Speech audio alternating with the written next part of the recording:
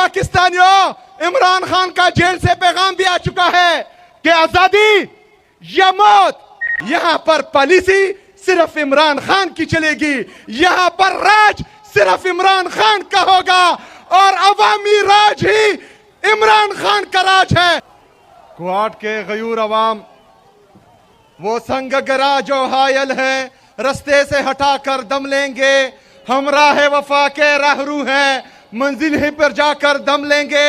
ये बात आया है दुनिया पर, हम फूल भी है तलवार भी है, या बज़ में जहां महकाएंगे या खून में नहा कर दम लेंगे।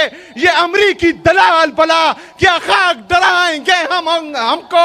हम राह वफा के राहरू हैं, मंजिल ही पे जाकर दम लेंगे।